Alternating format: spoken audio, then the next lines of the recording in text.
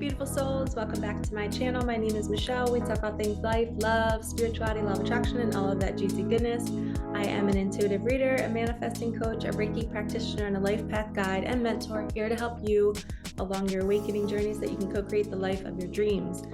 And on an awakening journey, when we first awaken, it can be so incredibly fun, and it can also be so incredibly challenging. And we need support, we need guidance, we need like-minded souls to share our experiences with, to make sure that we're okay, because sometimes we cannot feel okay and we need that support. And that's why I created a community called Awaken Your Magic. Everything is below. If you feel called to join our manifesting community, please go over there, jump inside, and start communicating with us. We can help you with anything that you need.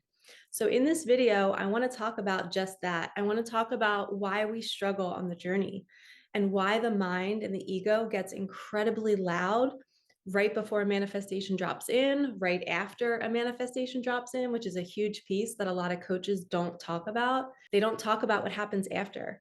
You know, when you get the manifestation, sometimes people sabotage it. Sometimes it doesn't stay, or sometimes we have these feelings that we feel like we're not worthy of it, so we push it away. And this might show up as people pushing away new partners, getting scared and maybe cheating on them, people losing money very abruptly. As soon as they get money, all of a sudden they attract a situation where they have to pay a big bill, and there goes half the money they just manifested. So if I can teach you how to prevent those things from happening, you're going to live in this life in a much more beautiful way of not stressing about the carpet getting ripped out from under you when something good does arrive, and also teaching you how to attract something good. You know, there's so many different things to talk about with manifesting, and I don't know what other teachers do. I only know what I do and kind of what I see other people doing on social media. I don't know what they're doing one-on-one, but I really take pride in the work that I've done, because I've manifested a lot of things in my life, a lot of beautiful things, but the most important piece is me not needing more. I'm really happy where I am. I'm happy with my partnerships. I'm happy with my relationships. And I know that no matter where I am, I'm always taken care of. You know, I can manifest celery instantly. I can manifest a new ring instantly, a bathing suit top. Things just happen in my life because I know how this works. So if you want to join my community, if you want to work with me, everything is below. Check that out. But let's continue on with this video. So when you spiritually awaken, you're going to get stronger, right? Your soul is expanding inside that body. What happens is you're going to start to be pushed to eat better, to work out more, to sleep more, to take off from work, especially if it's a job that is not matched to your soul mission. You're going to be guided to mess up at that job, so synchronistically, but you're going to be pulled away from your normal routines because you're now awake and your soul now needs your attention. It needs better food. It needs a better vessel to live in. It needs more rest. And during that rest, I call it like energetic surgery, the universe works on us. It's helping us heal. It's clearing our nervous system. And when that happens, this is the main point of this video. So write this down. When you get spiritually stronger and when you expand, the mind gets smaller and it's not needed as much. And the mind is there for survival. Your mind was designed to keep you alive. You know, it's the aspect of you that jumps in and says, don't hit the curb when you're driving, or don't trip on the steps, or make sure you don't touch the stove. That's the mind, and we need it. It's a beautiful thing that helps us stay alive. But when we spiritually awaken, we don't realize how much that mind keeps us small. It keeps us from living a joyous life that we didn't even know was possible because we've been always listening to that scared mindset. So when we awaken, we start to see the mind more, and we're like, oh my gosh, I'm in anxiety because of my thoughts, or I'm scared to go public speak because of my mind. I'm scared to do X, Y, and Z. And you start to see more and more of how your mind tries to keep you small. It tells you not to do things that you really want to do. And it could be starting your own business. It could be starting a YouTube channel. I have so many clients that come to me for readings, and then we end up doing coaching because their fear, the mind, is blocking them from doing what they love, and they don't know why. They don't know why they're procrastinating. They don't know why their manifestations are not arriving, but it's all because of this. The mind is keeping you guys small.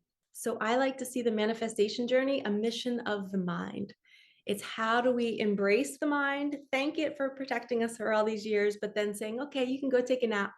I'm going to let my soul drive the car, right? We are not going to live from the mind. We're going to live from the heart and the body.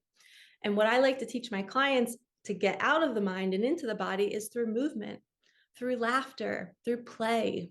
If you're too much up here listening to this in that present moment, if it's 1:30 p.m. on a Wednesday and you're overthinking your life and your manifestations, you need to stop right there and go do something that will put you in your body. Go for a walk in nature, go for a workout, get down and do 10 push-ups, do something to put you back in your body and out of your mind. You have to put the mind on a shelf on the manifesting journey.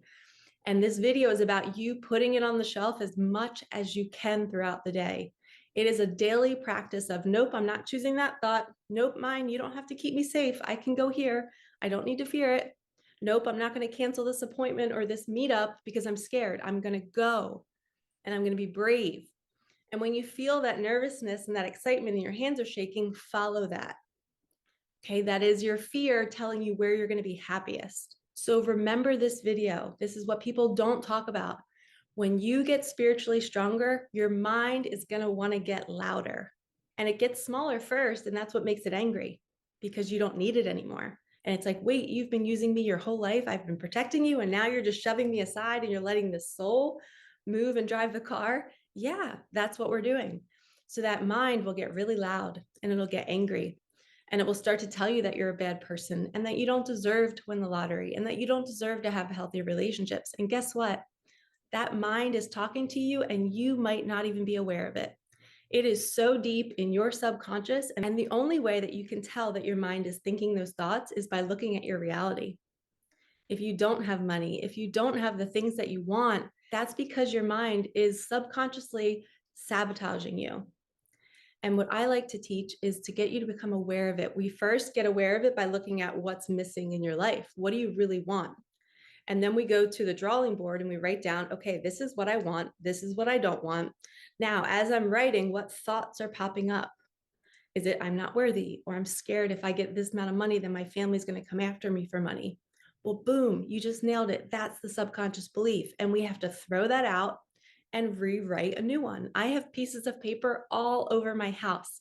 The minute I think a negative thought, I'm rewiring that belief. I'm like, no, Michelle, you're not going to get sick, or you're not going to have this, or you're not going to lose your nieces and nephews. I have a deep fear of loss ever since my daughter passed away. So now when life is really good and I'm having a good time with my nieces and my nephews, my subconscious belief pops in and says, they're going to die soon. So you need to appreciate this, which is bonkers. It's just the mind repeating my past. The mind can only repeat what's happened in the past. So when we become aware of it, in that moment, I say, that's silly. I'm not going to lose my nieces and nephews. And if I did, God forbid, 20, 30 years from now, I would be okay. But I'm not going to let that ruin my moment right now today. And that's part of manifesting, because your body and energy needs to feel good every single day. You can't be in your fear and your worry. It will keep you small. So take these lessons. If you want to learn more, join my community, book a session with me. I would love to help you overcome the mind, because that is the main mission on this journey. The mind is the thing that keeps us small.